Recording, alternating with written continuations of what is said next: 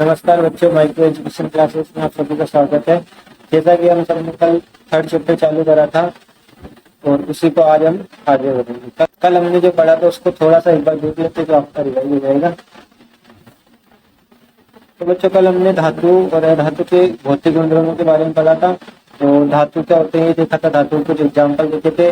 उसके बाद में अपन ने देखे थे धातु के भौतिक गुणधर्म होते कौन से, आघात वर्ग में देखा था, तन्यता देखा था। तन्यता के अंदर हमको ये याद रखना है कि जो तन्यता होती है वो सबसे ज्यादा सोने की होती है। उसके बाद में जो हमको अभी भी याद रखने की थी वो थी अपने कि अगले भौतिक गुणधर्म कौन कौन से होते हैं धातु या अधातु के होते हैं। सुचालक किसके, ऊष्मा के और विद्युत के। तो ऊष्मा का जो सबसे अच्छा चालक वो अपन ने किसको देखा था, सिल्वर और कॉपर दोनों क्या होते हैं बच्चों, ऊष्मा के बहुत अच्छे चालक होते हैं। उसके अलावा अपन ने देखे थे ये विद्युत के बहुत अच्छे चालक होते हैं। उसके अलावा मरकरी क्या होती है, ऊष्मा की वो चालक होती है, ये अपन ने कल देख लिया था। उसके अलावा अपन देखा था पीवीसी की फुल फॉर्म क्या होती है, पॉलीविनाइल क्लोराइड। फिर ध्वनिक भी एक प्रकार का गुण होता है, ये देखा था। फिर अपन अधातु की बात करते थे, इसमें carbon, sulphur, iodine, oxygen, hydrogen, ये सारी क्या होती है, जितनी भी गैस होती है वो सारी क्या होती है, अधातु। फिर अगला जो मोस्ट इंपोर्टेंट चीज थी वो थी, फिर यहीं से आपके क्या आते हैं, क्वेश्चन बन जाते हैं। ठीक है, तो इसमें अपवाद है बहुत सारे, जैसे मरकरी। और अगर धातुओं की बात करें तो धातुओं में मरकरी होती है जो कमरे के ताप पर कैसे पाई जाती है, द्रव अवस्था में पाई जाती है। लेकिन जितनी भी धातु होती है वो सारी क्या होती है, ठोस होती है। ठीक है, फिर बाद में दो और अपवाद दिखे थे धातु के, जिनमें पहला था गैलियम और दूसरा था सीजियम। इन दोनों का गलनांक क्या होता है बच्चों, बहुत कम होता है। जबकि जितनी भी धातु होती है उन सबका गलनांक क्या होता है, बहुत उच्च होता है। ठीक है, फिर हमने देखा था कि जितनी भी अधातु होती है वो सारी क्या होती है, चमकहीन होती है, मतलब उनमें चमक नहीं होती। लेकिन आयोडीन क्या होती है, चमकती है बच्चों। ठीक है, फिर अपन ने देखा था कि धातु एक तो कठोर नहीं होती है, लेकिन हीरा क्या होता है, बहुत ज्यादा कठोर होता है। इस प्रकृति में सबसे ज्यादा कठोर कौन होता है, हीरा ही होता है। ठीक है, उसके अलावा अपन कार्बन के अपर रूप के बारे में देखा था थोड़ा बहुत। अपर रूप क्या होता है, कार्बन के बहुत सारे रूप पृथ्वी के ऊपर विद्यमान है अलग अलग, और उनमें से दो तीन है, एक है हीरा, दूसरा है ग्रेफाइट। तो हीरा क्या होता है, बहुत ज्यादा कठोर होता है, जबकि अधातु क्या होती है, कठोर नहीं होती। तो ये एक प्रकार का अपवाद हो गया। फिर ग्रेफाइट देखा था। ग्रेफाइट क्या होता है बच्चों, ग्रेफाइट भी कार्बन का एक रूप होता है, लेकिन अब कार्बन का रूप है तो होना क्या चाहिए था, अधातु होते हुए भी ये विद्युत का क्या करता है, चालन करता है। मतलब असल में चालन नहीं करना चाहिए था, लेकिन क्या करता है, विद्युत का चालन करता है या सुचालक होता है। फिर अपन ने दो तीन धातुएं से देखी जिनका घनत्व क्या, घनत्व क्या होता है, बहुत कम होता है। यानी ये क्या कर सकते हैं, इनको चाकू से भी काट सकते हैं, जैसे लिथियम और सोडियम और पोटेशियम। ठीक है, ये कुछ अपन ने गुणधर्म देखे थे। उसके अलावा दो तीन क्वेश्चन मैंने आपको करने के लिए दिए थे, कर लिए होंगे आप सभी, तो आप भी गए होंगे बिल्कुल आसान से सवाल थे। तो आज का जो अगला नया टॉपिक जो चालू करने वाले हैं वो है अपने, क्या टॉपिक होगा, धातुओं के रासायनिक गुणधर्म। भौतिक गुणधर्म अपन ने कर लिए हैं। अगला जो इम्पोर्टेंट चीज है वो है रासायनिक गुण धातुओं के। एक एक करके अपन सारे पढ़ेंगे। तो पहला जो गुणधर्म देखेंगे वो देखेंगे अपन वायु में दहन। देखो बच्चों, छोटी सी चीज आपको मैं बता देता हूँ यहाँ से कि धातुओं का वायु में दहन से मतलब क्या है। वायु में दहन से मतलब होता है ऑक्सीजन से क्रिया। आप सभी को पता होता है, पता होगा ही कि ऑक्सीजन जो होती है वो क्या करती है, आग को उत्पन्न करती है। तो अगर ऑक्सीजन नहीं होती ना पृथ्वी के ऊपर तो आग नहीं उत्पन्न होता। ठीक है, मतलब कि ऑक्सीजन की वजह से ही क्या जलती है, आग जलती है। इसका मतलब दहन कर रहे हैं, दहन में भी, दहन का मतलब क्या होता है, आग लगना। तो जब भी अपन दहन की बात करेंगे तो किससे क्रिया करवाएंगे, ऑक्सीजन से। तो मेनली अपन इस वाले टॉपिक का नाम ये भी रख सकते हैं कि धातु की किससे क्रिया करवानी है, ऑक्सीजन से क्रिया। ठीक है, तो अपना टॉपिक यही है कि धातु की किससे क्रिया कराओ, ऑक्सीजन से क्रिया कराओ, अपना टॉपिक खत्म हो जाएगा। तो चलो शुरू करते, करवा के देखते हैं एक एक कि किस प्रकार धातु ऑक्सीजन से क्रिया करेगी। ठीक है बच्चों, तो देखिए धातु के अपन रासायनिक गुण चालू करे थे और इसमें किसके साथ अभिक्रिया देख रहे हैं, वायु के साथ। वायु में दहन के, और दहन का मतलब क्या होता है, ऑक्सीजन से क्रिया। और ऑक्सीजन से क्रिया अपन कराएंगे एक एक करके। देखो, जब भी यहाँ पे मैंने सीधा सीधा लिख दिया है आपके लिए कि जब भी अपन क्या करेंगे, धातु की ऑक्सीजन से क्रिया कराएंगे तो अपन को क्या प्राप्त होंगे, धातु के ऑक्साइड। तो अधातु की भी साथ के साथ देख लेते हैं कि अधातु की अगर ऑक्सीजन के साथ क्रिया कराते तो अपन को क्या प्राप्त होती है, धात्विक ऑक्साइड प्राप्त होते हैं। ये चीज अपन ने सेकंड चैप्टर के अंदर की देखी होगी आपने कि भाई जब भी अपन क्या करें, धातु की क्रिया किससे कराते हैं, ऑक्सीजन से करवाते हैं, तो अपन को धात्विक ऑक्साइड प्राप्त होते हैं। मतलब कोई भी धातु, जैसे एक एग्जांपल यहाँ पे दे रखा है कॉपर और ऑक्सीजन, इसकी अभिक्रिया करें किससे करवाएंगे, कॉपर और ऑक्सीजन की अभिक्रिया एक साथ करवाएंगे तो क्या प्राप्त होगा अपन को, कॉपर ऑक्साइड। तो जितनी भी, जैसे और देख लेते हैं अपन एल्यूमिनियम होता है, एल्यूमिनियम की अभिक्रिया किससे कराते हैं अपन, ऑक्सीजन से करवाते हैं, तो क्या प्राप्त होता है अपन को, एल्यूमिनियम ऑक्साइड। ठीक है, क्योंकि यहाँ पे एल्यूमिनियम की संयोजकता 3 और ऑक्सीजन की संयोजकता 2 होती है, इसलिए Al2O3 आ रहा है। ठीक है, तो ये एल्यूमिनियम ऑक्साइड हो गया। ठीक है, और इसी प्रकार अधातुएं भी ऐसे ही होती है, जैसे आपने बहुत सारे देखा था, कार्बन क्या होती है, अधातु, और ऑक्सीजन तो है ही, साथ में अभिक्रिया करके बच्चा बनाते हैं, कार्बन डाइऑक्साइड बनाते हैं। तो इस प्रकार ये नया पदार्थ बना रहे, तो ये क्या संपन्न हो रही है, अभिक्रिया हो रही है। ठीक है, तो आपको ये याद रखना है। ठीक है बच्चों, अगली बात जो बच्चा आपको ध्यान रखनी है वो है आपके कि देखो वैसे तो है सेकंड चैप्टर का ही, लेकिन फिर भी आपको याद रखना है। तो ये 1 नंबर का क्वेश्चन आता रहता है, हमेशा हर बार आता है, तो आपको याद रखना है। देखो प्रकृति पूछ लेते हैं, वैसे ये सेकंड चैप्टर का है, तो यहाँ पे देखो अम्ल और क्षार में से आया हुआ है ये क्वेश्चन कि धातु जो ऑक्साइड होते हैं ना, उनकी प्रकृति कैसी होती है। क्या बात करते हैं अपन, प्रकृति कैसी होती है, क्षारीय। और धातु के ऑक्साइड की प्रकृति कैसी होती है, अम्लीय होती है। याद रखना, 1 नंबर का क्वेश्चन है, फिक्स है, शायद 2021 के अंदर अब पूछा गया था ये सवाल, 2021-22 के अंदर पूछा गया था कि अधातु ऑक्साइड की प्रकृति कैसी होती है, अम्लीय होती है। अधातु की नहीं, अधात्विक ऑक्साइड की प्रकृति, अधात्विक ऑक्साइड की प्रकृति और इधर धात्विक ऑक्साइड की प्रकृति, दोनों याद रखना। धात्विक ऑक्साइड की क्षारीय होती है, धात्विक ऑक्साइड की अम्लीय होती है। ठीक है बच्चों, एग्जाम्पल भी याद रखने हैं। वैसे तो यहाँ से केवल ये क्वेश्चन ही इंपॉर्टेंट बचता है, उसके अलावा कोई इंपॉर्टेंट है नहीं। कौन सा वाला, ये जो अपन प्रकृति की बात कर रहे हैं ना, यही है इंपॉर्टेंट, इसके अलावा इंपॉर्टेंट मुझे तो लगता नहीं है। अगली जो परीक्षा में पूछी जा सकती है बात, वो है अपने उभयधर्मी ऑक्साइड, और ये आपको मोस्ट इंपोर्टेंट लगा के ही करना है, क्योंकि यहाँ से सवाल बनता ही बनता है। ठीक है, 80% चांस से आराम से बन सकता है। ठीक है, क्योंकि ये डेफिनेशन है और बहुत बढ़िया डेफिनेशन है। ठीक है, क्या है उभयधर्मी ऑक्साइड। देखो बच्चों, उभयधर्मी ऑक्साइड से क्या मतलब है अपना, उभयधर्मी ऑक्साइड से मतलब होता है जैसे कि जितने भी ऑक्साइड, देखो एक छोटी सी चीज आपको बताता हूँ, नहीं बिल्कुल मस्त, सेकंड चैप्टर की है वैसे तो, आपको याद होगी, नहीं होगी तो देख लेना। ठीक है, देखो अभी क्या बात करी थी मैंने कि धात्विक ऑक्साइड, धातु ऑक्साइड, एक कौन है बच्चों, धातु के ऑक्साइड। कहीं हमेशा नाम वैसे अधात्विक और धात्विक आते हैं, तो आपको अधात्विक और धात्विक। ठीक है, धातु के ऑक्साइड और धातु के ऑक्साइड, इसका अपन ने क्या देखा था, ये क्या होते हैं, क्षार होते हैं, अम्ल होते हैं, अम्ल क्या होते हैं, अम्लीय प्रकृति के होते हैं। और ये जो भी होंगे वो सारे कैसे होंगे, क्षारीय प्रकृति। ठीक है, अच्छा अब देखो बच्चों, अगर ये अम्ल है ना, तो ये कभी भी किससे क्रिया नहीं करेगा, अम्ल से। इसका मतलब अधातु कभी भी किससे क्रिया नहीं करते हैं, अम्ल से क्रिया नहीं करते। जब भी अम्ल आ जाएगा उससे क्रिया नहीं करेंगे, किससे क्रिया करेंगे, क्षार से क्रिया करेंगे। ठीक है, हर बार। और ये कौन है बच्चों, क्षार है, इसका मतलब ये कभी भी किससे क्रिया नहीं करेंगे, क्षार से क्रिया नहीं करेंगे। ये क्रिया किससे करेंगे, अम्ल से। मीनिंग यही है कि जब भी अधात्विक ऑक्साइड होंगे तो वो कैसे होंगे, अम्ल होंगे, और अम्ल अम्ल से क्रिया कर नहीं सकता। और जब भी धात्विक ऑक्साइड की बात करेंगे तो वो क्या होंगे, क्षार, और क्षार क्षार से क्रिया नहीं कर सकता। लेकिन एक चीज क्या है कि भाई कुछ ऐसे उपस्थित होते हैं जिनको अपन क्या बोलते हैं, हर बार अपवाद ही बोलते हैं। तो कुछ ऐसे अपवाद उपस्थित होते हैं जो क्या करते हैं, ऐसे धात्विक ऑक्साइड जो क्या करे, क्षार और अम्ल दोनों से अभिक्रिया कर ले। ठीक है, वही क्या होंगे, अपवाद होंगे। और उन्हीं अपवादों को अलग सा नाम दे रखा है, उसको बोलते हैं अपन उभयधर्मी ऑक्साइड। क्या नाम दे देते हैं, उभयधर्मी ऑक्साइड। तो वैसे भी ये, और उभयधर्मी का मतलब होता है दो, इसका एक नाम और है द्विधर्मी, द्विधर्मी ऑक्साइड। ठीक है, जैसे मारवाड़ी में अपन बोलते हैं ना, दो मुंडाड़ और दो मुंडाड़, उसी प्रकार।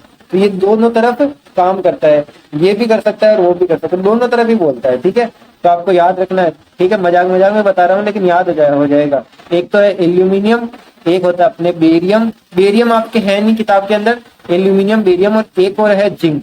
तो जिंक और एल्यूमिनियम आपकी किताब में दे रखा है, लेकिन बेरियम आपकी सॉरी बेरिलियम आपकी किताब में दे नहीं रखा। बेरिलियम है बच्चों, बेरियम नहीं है, बेरियम होता है BA। आपको इनमें भी अंतर पता रहना चाहिए। ठीक है, तो बेरिलियम, एल्यूमिनियम और जिंक, ये तीनों क्या होते हैं, इन तीनों के ऑक्साइड जो उपस्थित होते हैं ना, इन तीनों के क्या होंगे, ऑक्साइड। वो कैसे वो क्या करेंगे, क्षार से भी अभिक्रिया करेंगे और अम्ल से भी अभिक्रिया करेंगे, ये आपको याद रखना है। और उन्हीं को अपन क्या बोलते हैं, उभयधर्मी या द्विधर्मी ऑक्साइड। परीक्षा में पूछा गया है ये सवाल पहले भी, ठीक है, तो आपको याद रखना है। तो इसके बारे में थोड़ी सी चर्चा और कर लेते हैं। तो देखो ये भी देखो, अगर अच्छी सी परिभाषा लिख रखी है उसको पढ़ने देंगे। बात किसकी कर रहे हैं अपन, उभयधर्मी ऑक्साइड। उभयधर्मी ऑक्साइड क्या होते हैं बच्चों, के ऐसे धात्विक ऑक्साइड जो क्या करे, अम्ल तथा क्षारक दोनों के साथ क्रिया करे। और क्रिया करके क्या बनाएंगे वो तो आप सभी को पता ही है, बताने की जरूरत नहीं। क्या बनाएंगे, लवण और जल। क्योंकि अपन को क्या पता है, हमको पता है भाई कि जब भी अपन किसके, देखो जब भी अपन अम्ल और क्षार की अभिक्रिया कराएंगे तो अपन को क्या प्राप्त होगा, लवण प्लस जल ही प्राप्त होता है, ठीक है, ये तो सबको पता ही है। तो लवण प्लस जल प्राप्त होगा। तो यही तो बात अपन कर रहे हैं कि लवण प्लस जल, अम्ल और क्षार की तो बात चल रही है यहाँ पे, और कोई बात ही नहीं चल रही। ज्यादातर अभिक्रिया अम्ल और क्षारों के बीच ही होती है, उसके अलावा होती नहीं। अपन को क्या अलग अलग डायमेंशन से अलग अलग तरीके से बताते हैं ना, इसलिए अपन कंफ्यूज हो जाते हैं। बाकी चीजें किसके बारे में चलती है, अम्ल और क्षार के बारे में। क्योंकि अपन क्या बात कर रहे हैं कि जितने भी धात्विक ऑक्साइड या अधात्विक ऑक्साइड होते हैं उनकी प्रकृति का मतलब होता है वो कैसे होते हैं, अम्ल होते हैं या क्षार होते हैं, यही तो बात चल रही है। इसका मतलब अगर अधातु के ऑक्साइड की अभिक्रिया कराएंगे क्षार से, इसका मतलब अभिक्रिया किससे करा रहे हैं। देखो जैसे यहाँ पे एक छोटी सी चीज और बता देता हूँ, ठीक है। देखो जैसे क्या बात चल रही है, अधातु ऑक्साइड, क्या बात चल रही है, अधातु ऑक्साइड, अधात्विक ऑक्साइड। अपन ने क्या बोला, ये क्या होते हैं, अम्ल होते हैं, अच्छी बात है, अम्ल होते हैं। तो इसकी अभिक्रिया अम्ल से हो नहीं सकती तो किससे कराएंगे, क्षार से कराएंगे। अब देखो बात क्या हो गई, यही तो हो गई, अम्ल की अभिक्रिया किससे करा रहे हैं, क्षार से। और अम्ल की अभिक्रिया क्षार से कराएंगे तो क्या प्राप्त होगा अपन को, लवण प्लस जल प्राप्त होगा। तो आपकी 3-4 चीजें खत्म हो गई यहाँ पे। और एक चीज और, यहाँ से एक चीज और खत्म कर सकते हैं कि जब भी अम्ल और क्षार की अभिक्रिया होती है और अपन को लवण और जल प्राप्त होता है तो उस वाली अभिक्रिया का एक और नाम होता है, उसको अपन क्या बोलते हैं, उदासीनीकरण अभिक्रिया। उदासीन कर रहे ना सबको, उदासीनीकरण अभिक्रिया।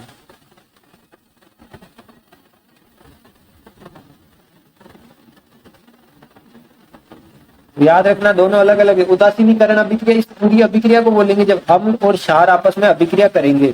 और द्विधर्मी ऑक्साइड किसको बोलते हैं बच्चों, द्विधर्मी ऑक्साइड अपन बोलते हैं कि जो धात्विक ऑक्साइड अम्ल और क्षार दोनों से क्रिया करें। तो एक एग्जांपल इन्होंने दे रखा है, एग्जांपल मोस्ट इंपोर्टेंट एग्जांपल, आपको हर क्वेश्चन आपको पूछे चाहे ना पूछे परीक्षा के अंदर एग्जांपल, अगर कोई भी डेफिनेशन परिभाषा आ रही है तो आपको एग्जांपल लिख के आना, कुछ भी हो जाओगे क्योंकि वो मोस्ट इंपोर्टेंट है, उससे आपको नंबर मिलेंगे, ठीक है। तो ये एल्यूमिनियम है, इसकी अभिक्रिया किससे करा दी इन्होंने, HCl से। अम्ल होता है सबको पता है, हाइड्रोक्लोरिक अम्ल। और एल्यूमिनियम क्लोराइड प्राप्त हो रहा है अपन को, और क्या प्राप्त हो रहा है, जल प्राप्त हो रहा है। यही तो बात चल रही है, लवण और जल। तो ये लवण हो गया, ये क्या हो गया, जल। उसी प्रकार सेम चीज है, कौन, एल्यूमिनियम ऑक्साइड, ये ठीक है।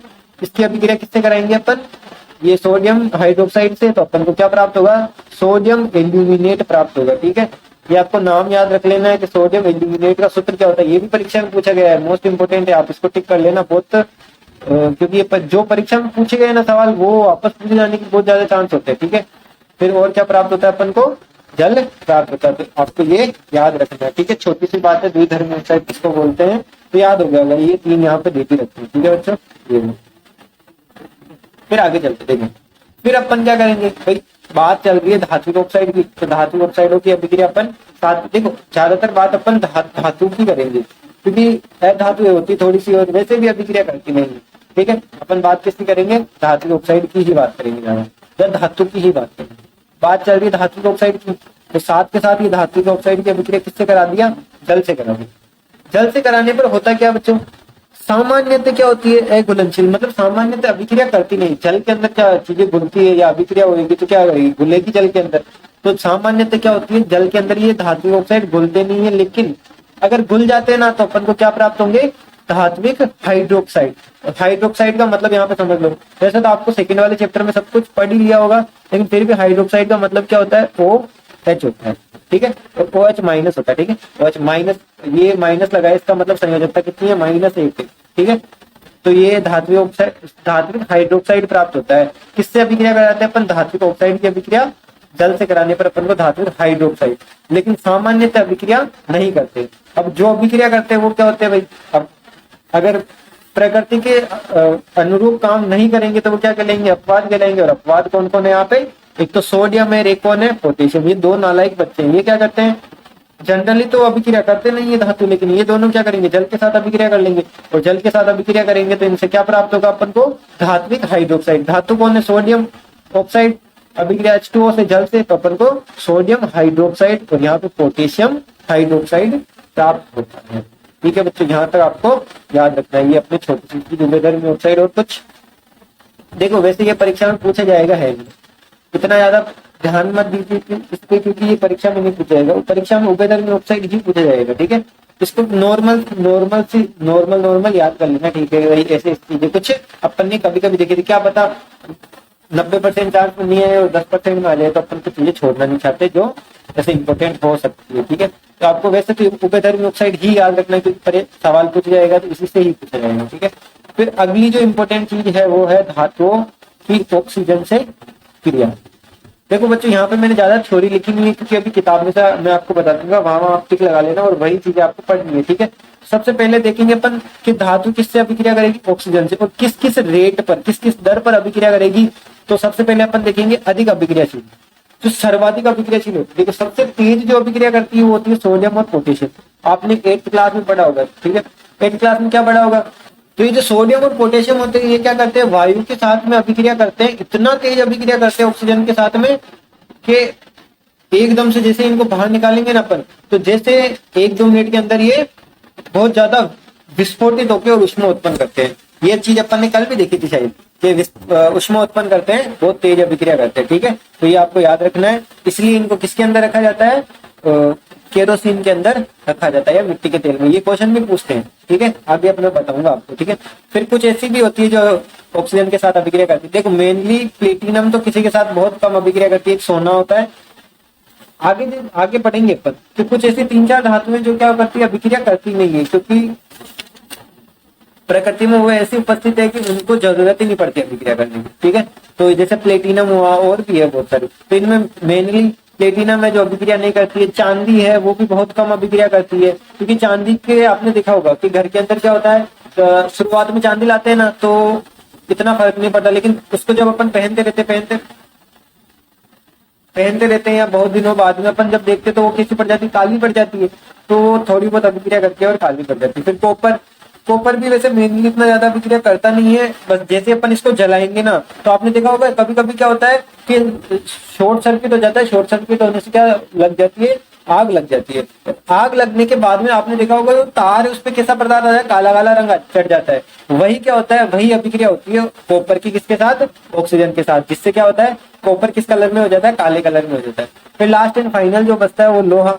आपने देखा होगा बच्चों, लोहा अभिक्रिया करता नहीं है, क्योंकि जब भी अभी देखो सर्दियों का टाइम है तो अपन क्या करेंगे, चूल्हे के पास में बैठेंगे और चूल्हे को जलाने के लिए किसका इस्तेमाल करते हैं, अपन फूकनी का इस्तेमाल करते हैं ना, फूकनी बोलते हैं। ठीक है, वैसे गोल गोल होती है लोहे वाली, उसको अपन फूकनी बोलते हैं, उसी का इस्तेमाल करेंगे। जब उसको अपन फूक मारेंगे, आग के पास में लेके जाएंगे तो उसको कोई फर्क पड़ता नहीं, केवल गर्म होती है वो, उसका कोई ना तो शेप परिवर्तित हो रहा है, ना कोई आकार में परिवर्तन, ना किसी और चीज में परिवर्तन हो रहा है। परिवर्तन नहीं हो रहा है, इसका मतलब वो अभिक्रिया नहीं कर रहा है। इसका मतलब क्या, लोहा अभिक्रिया नहीं करता। लेकिन कभी कभी आपने मूवीज में या ऐसे देखा होगा, जब वो जंग लगा हुआ लोहा होता है उसको अपन आग, वो सिगड़ी जब भी अपन जलाते ना तो उसमें देखा करो, जब वो लोहा पड़ता रहता है उसके ऊपर, आग के ऊपर, तो एकदम से अग्नि प्रज्वलित हो जाती है। वही क्या होता है, तो वो याद रखना आपको कि लोहा चूर्ण होता है ना वो तो जल जाता है, लेकिन जो असली लोहा होता है ना बड़ा, वो नहीं जलता। ठीक है, तो ये छोटी सी चीजें वैसे परीक्षा में पूछी नहीं जाएगी, नॉर्मली याद रख लेना आपको कि ये चीजें होती है। ठीक है, फिर मध्यम अभिक्रियाशील है, यहाँ से आपके क्वेश्चन पूछा जा सकता है। ठीक है, क्या पूछा जा सकता है कि भाई मध्यम अभिक्रियाशील है कौन कौन से, पहले तो ये देख लेते हैं। मैग्नीशियम हुआ, एल्यूमिनियम हुआ, जिंक हुआ और लेड हुआ। जब भी ये सारी ऑक्सीजन के साथ अभिक्रिया करती है ना तो इनके ऊपर परत चढ़ जाती है। किसके परत चढ़ जाती है, ऑक्सीजन की, जिससे ये सारी क्या, देखो यहाँ पे लिख रखा है, ऑक्सीजन की परत चढ़ जाती है और जिससे वे संसारित होने से बचती है। ठीक है, और इसी प्रक्रिया को अपन क्या बोलते हैं, एनोडीकरण प्रक्रिया बोलते हैं। आपके क्वेश्चन इन सब से नहीं आएगा, आपके क्वेश्चन आएगा एनोडीकरण से।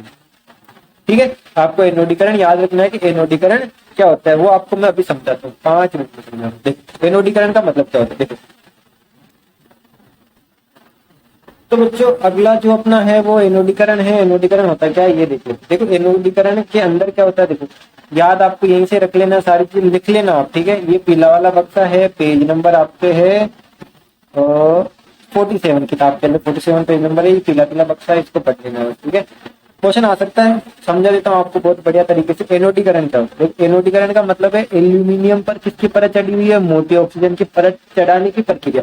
मतलब कृत्रिम रूप से कोई भी मनुष्य अगर क्या करेगा, एल्यूमिनियम के ऊपर ऑक्साइड की परत चढ़ा देगा मोटी, उसी को अपन क्या बोलेंगे, एनोडीकरण, ठीक है। और वो कैसे चढ़ाएंगे, देखो सबसे पहले क्या होता है, वायु के संपर्क में आने से एल्यूमिनियम पर ऑक्साइड की पतली परत का निर्माण होता है, ठीक है। और एल्यूमिनियम ऑक्साइड की परत इसे क्या करती है, संक्षारण होने से बचाती है। तो ये उपयोग याद रखना है आपको कि क्या होगा बच्चों, कि जब एल्यूमिनियम होगा, ठीक है, एल्यूमिनियम के ऊपर किसकी क्रिया होगी, ऑक्सीजन की। ऑक्सीजन की क्रिया होते क्या होगा कि ये जो एल्यूमिनियम है, ठीक है, मान लेते हैं ये एल्यूमिनियम है, और इस वाले एल्यूमिनियम के ऊपर कौन आके चिपक जाएगा, ऑक्सीजन। यहाँ पे जैसे ऑक्सीजन आके चिपकेगा, ऑक्सीजन आके चिपकेगा तो बाकी सारी चीजों का फर्क किसके ऊपर पड़ेगा, ऑक्सीजन इस एल्यूमिनियम ऑक्साइड के ऊपर पड़ेगा, न कि असली वाले एल्यूमिनियम के ऊपर।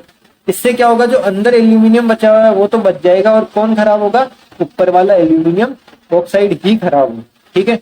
फिर आगे है इस परत को मोटा करके संक्षारण होने से अधिक सुरक्षित किया जा सकता है। एनोडीकरण के लिए एल्यूमिनियम की एक साफ वस्तु को किसके ऊपर रखते हैं, एनोड बनाते हैं, उसके बाद में क्या करते हैं, तनु सल्फ्यूरिक अम्ल के साथ इसका विद्युत अपघटन कराते हैं। तो आपको 2-3 चीजें याद रखनी, तो ये विद्युत अपघटन एनोडीकरण के लिए एक तो क्या कर रहे हैं, एनोड बनाते हैं, किसको एनोड बना रहे हैं, एल्यूमिनियम की साफ वस्तु, उसके बाद में उसका विद्युत अपघटन करते हैं, और क्या लेते हैं, सल्फ्यूरिक अम्ल लेते हैं। एनोड पर उत्सर्जित ऑक्सीजन होती है, वो किसके साथ अभिक्रिया कर लेती है, एल्यूमिनियम के साथ में, और किसकी परत बना लेती है, ऑक्साइड की परत बना लेती है। और इससे किसका निर्माण होता है, एल्यूमिनियम ऑक्साइड की परत का एल्यूमिनियम के ऊपर, जिससे अंदर का एल्यूमिनियम तो सेफ रहता है, और ऊपर किसकी परत चढ़ जाती है, एल्यूमिनियम ऑक्साइड की। इसी प्रक्रिया को अपन क्या बोलते हैं, एनोडीकरण बोलते हैं, ठीक है। और फिर इन सारे जो एल्यूमिनियम ऑक्साइड वाले ये जो चीजें प्राप्त होती है, इनको अपन क्या करते हैं, रंग कर एल्यूमिनियम की आकर्षक वस्तुएं बनाते हैं, ठीक है। तो ये कुछ उपयोग हो गया। अब देखो आपको अच्छे से समझा देता हूँ, जैसे ये चित्र आपको दिख रहा है, ठीक है।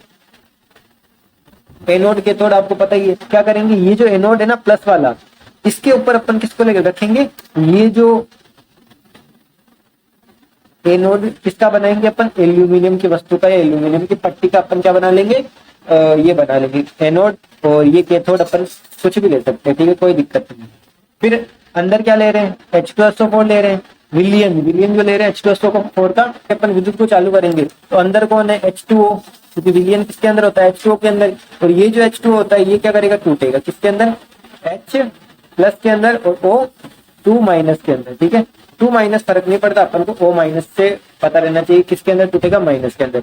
और प्लस, अब माइनस वाला है तो वो किसके पास जाएगा, प्लस वाले के पास, और जो प्लस वाला है वो किसके पास जाएगा, माइनस वाले के पास। अपन को H से मतलब नहीं है, मतलब किससे, ऑक्सीजन से और एल्यूमिनियम से। तो ये जो ऑक्सीजन है वो माइनस का होता हुआ चलता हुआ किसके पास चल जाएगा, एल्यूमिनियम के पास। एल्यूमिनियम प्लस का, ऑक्सीजन माइनस का, दोनों क्या करेंगे, क्रिया करेंगे, और किसका निर्माण कर लेंगे, एल्यूमिनियम ऑक्साइड का, ठीक है। और यही एल्यूमिनियम ऑक्साइड का जब निर्माण होगा तो इस वाली प्रक्रिया को अपन क्या बोलेंगे बच्चों, एनोडीकरण प्रक्रिया बोलेंगे, ठीक है। आपको ये याद रखना है। तो ये छोटा सा चित्र था, इससे आपको समझ में आ गया होगा, ठीक है।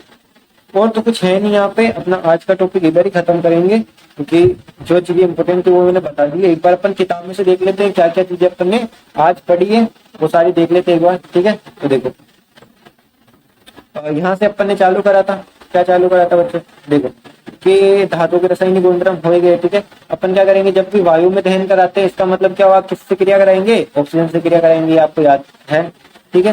फिर अगली बात करते हैं अपन, तो अगले पेज पे जो इम्पोर्टेंट चीज है वो अगले पेज पे ही आती है, सबसे इम्पोर्टेंट, ठीक है। कि ये कोई आपसे पूछेगा नहीं, और पूछेगा तो फिर भी आपको याद ही है। क्या याद है, कि जब भी अपन किसकी अभिक्रिया करेंगे, धातु प्लस ऑक्सीजन करेंगे, धातु ऑक्साइड प्राप्त होता है, ठीक है। ये चीज मैंने आपको बताई दी है कि जब भी कॉपर किससे अभिक्रिया करेगा, ऑक्सीजन से अभिक्रिया करेगा, तो कॉपर ऑक्साइड प्राप्त होगा। आपको बोला था मैंने कि जब भी कॉपर ऑक्सीजन से अभिक्रिया करेगा तो काले काले कलर का अपन को क्या प्राप्त होगा, कॉपर प्राप्त हो जाएगा, क्योंकि ज्यादा अभिक्रिया करता नहीं है, लेकिन वो कैसे कलर का हो जाता है, उसका कलर काला पड़ जाता है। ये यहाँ पे लिखा था, ठीक है। इंपॉर्टेंट है नहीं इतना, आपको अभिक्रिया केवल याद रख लेनी है, क्योंकि अभिक्रिया सारी इंपोर्टेंट होती है। अभिक्रिया के लिए मैं कुछ नहीं बोल सकता, अभिक्रिया सारी इंपॉर्टेंट होती है, ठीक है। फिर इसी प्रकार एल्यूमिनियम जब अभिक्रिया करेगा किससे अभिक्रिया करा रहे हैं, ऑक्सीजन से, तो एल्यूमिनियम ऑक्सीजन से अभिक्रिया करके एल्यूमिनियम ऑक्साइड देगा। फिर अगली बात आती है सबसे ही इंपोर्टेंट, इसको आप डबल ट्रिपल जितनी बार इंपोर्टेंट लगाना चाहो उतनी बार लगा दो। इसकी परिभाषा अच्छी से मैंने लगा दी और ग्रुप के अंदर पीडीएफ सेंड कर दी जाएगी, वहां से आप देख लेना, ठीक है। तो उभयधर्मी ऑक्साइड क्या होता है बच्चों, कि ऐसे ऑक्साइड जो क्या करते हैं, अम्ल से भी अभिक्रिया करते हैं, क्षार से भी। क्यों? क्योंकि अपन क्या बोलते हैं कि धात्विक ऑक्साइड होते हैं वो असल में केवल और केवल अम्ल से अभिक्रिया करते हैं, क्षार से नहीं करते। तो आपको याद रखना है कि ऐसे अभी ऑक्साइड जो अम्ल और क्षार दोनों से क्रिया करते हैं वो कौन होते हैं, उभयधर्मी ऑक्साइड। और ये ऐसे दो होते हैं, ठीक है। आपको तो केवल किताब में यही दे रखा है, तो केवल यही एग्जांपल याद रख लेना मोस्ट इंपोर्टेंट करके, क्योंकि जितने भी एग्जांपल है मोस्ट इंपोर्टेंट है, लेकिन परिभाषा के साथ में जो एग्जांपल है ना वो तो आपको याद ही करने, याद क्या समझ में आ जाते हैं। वैसे तो एक दो बार पढ़ लिया अगर वैसे याद हो जाएंगे, ठीक है। याद करने की जरूरत है नहीं, अगर आपको ट्रिक का सूत्र पता है तो फॉर्मूला पता हो। ये देखो क्या लिख रखा है कि जब भी धातु ऑक्सीजन से क्रिया करेगी धात्विक ऑक्साइड, और धात्विक ऑक्साइड किस प्रकार के होते हैं मैंने बताया था, कैसे होते हैं धात्विक ऑक्साइड, क्षारीय होते हैं। और अपन क्रिया किससे करा रहे हैं, अम्ल से ही तो करा रहे हैं। ये रे अम्ल और क्षार से अभिक्रिया करा रहे हैं ना, तो जब अम्ल या क्षार से अभिक्रिया कराएंगे तो लवण और जल तो प्राप्त होते हैं। तो याद करने की क्या जरूरत, इसमें कौन है, Cl है। Cl किससे अभिक्रिया करेगा, एल्यूमिनियम से। क्योंकि अपन को देखो एक छोटी सी ट्रिक बता देता हूँ आपको हर क्वेश्चन को करनी, इससे बताते देखो, एल्यूमिनियम है और कौन है, ऑक्सीजन, ठीक है। देखो 2-3 याद मत रखो, अभी आपको वैसे याद जाने, हाइड्रोजन और क्लोरीन है, ठीक है। चार चीजें तो इधर उधर होगी, तो आपको केवल याद ये रखना है कि ये जो पीछे वाला इधर वाला देखो अभिक्रिया कब होगी, एक ही तो ऑप्शन बचता है कि ये जो पीछे वाला हटके इसके पास आ जाए, इसका पीछे वाला हटके किसके पास आ जाए, इसके पास आ जाए, तभी तो अभिक्रिया होगी, इसके अलावा तो ऑप्शन बचता नहीं है। तो यहाँ से अपन को क्या दिख गया, AlCl और इधर कौन दिख गया, HO। तो आपको केवल अब क्या याद रखना है, क्योंकि ये चीजें तो आपको वैसे ही परीक्षा में दी हुई मिल जाएगी। 2-3 है तो 2-3 क्या होता है, अब इतना तो पता ही होगा, 2 और 3 जब अपन क्या करते हैं क्रॉस मल्टीप्लाई तो कराते हैं जब अपन सूत्र बनाते थे, फर्स्ट वाले वीडियो में बताया था मैंने।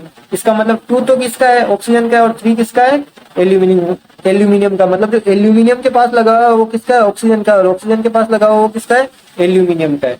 इसी प्रकार इधर तो 1-1 है, तो 1-1 तो किसी को दे दो कोई फर्क नहीं पड़ता। तो ऑक्सीजन अपने साथ लेके जाएगा तो हाइड्रोजन को दे देगा, और इधर एल्यूमिनियम जो लेके जाएगा वो क्लोरीन को दे देगा। इस प्रकार से ये आपके होते। फिर भी आपको कुछ समझ में नहीं आता तो इतने ज्यादा नोट लेने की जरूरत नहीं है, ठीक है। एक बार कमेंट कर देना अगर नहीं समझ में आए, तो एक अच्छी सी छोटी सी वीडियो और बना दूंगा इसके ऊपर, सूत्र कैसे बनाते हैं, ठीक है। आगे देखो इंपॉर्टेंट चीज जो आपके लिए है, देखो ये आपको याद रख लेना है, उभयधर्मी ऑक्साइड।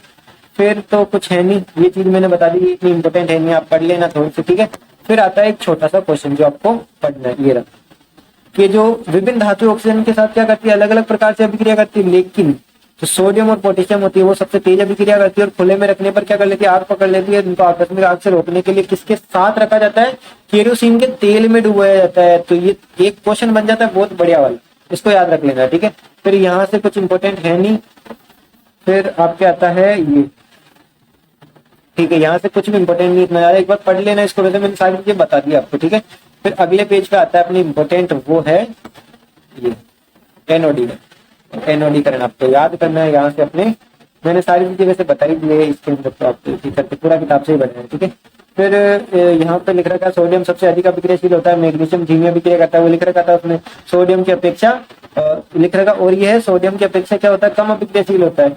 फिर लेकिन ऑक्सीजन में दहन करने के लिए जिंक, आयरन, कॉपर, लेड की अभिक्रियाशीलता का पता नहीं चलता, क्योंकि वो अभिक्रिया वो इतने कम करते हैं कि उनकी अभिक्रियाशीलता का ही पता नहीं चलता। क्योंकि कॉपर आपने देख लिया, जिंक आपने देख लिया, आयरन आपने देखा है, ठीक है, कोई फर्क ही नहीं पड़ता उनके ऊपर अभिक्रिया करने। तो आज का इधर ही खत्म करते हैं, ठीक है बच्चों। इतना तो आप पढ़ लेना, घर पे जाके बढ़िया सा रिविजन कर लेना। और एक रिक्वेस्ट है आप सभी से कि नोट्स बनाए, खुद के नोट्स बनाए। जो मैं पढ़ा रहा हूँ वो ठीक है, लेकिन इन्हीं से मेरे बोलने वाले कुछ वर्डों से किताब से उठा के खुद के नोट्स बनाए, ताकि आपको याद रहे चीजें अच्छे से। क्योंकि खुद की जो चीजें बनाएंगे वो तो वैसे याद रहेगी, खुद की बनाएंगे वो तो वैसे याद रहेगी, ठीक है। तो एक बार क्वेश्चन देख लेते हैं पीछे के, कुछ इम्पोर्टेंट हो तो। ये पीछे के क्वेश्चन में अगर आप देखेंगे तो यहाँ से एक सवाल ये रहा, उभयधर्मी ऑक्साइड क्या होते हैं, 2 उभयधर्मी ऑक्साइड के उदाहरण बताओ, परीक्षा में आ रखा है। फिर ये आगे आएगा, फिर है एम धातु का, ये भी आगे आएगा, फिर ये भी नहीं है, बाकी सारे तो आगे आएंगे। ऑक्सीजन के साथ संयुक्त होकर अधातु कैसा ऑक्साइड बनाती है, प्रकृति बतानी है आपको, ये भी इम्पोर्टेंट है। फिर तो कुछ है नहीं।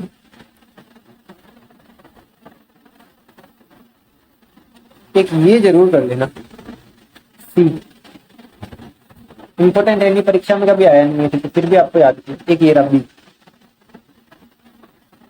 ये मैंने बता दिया आपको, ठीक है।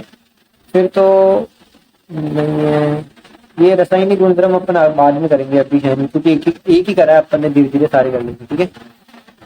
फिर इधर से देखें तो ये वाला कर लेना, ये से मत करना, ठीक है।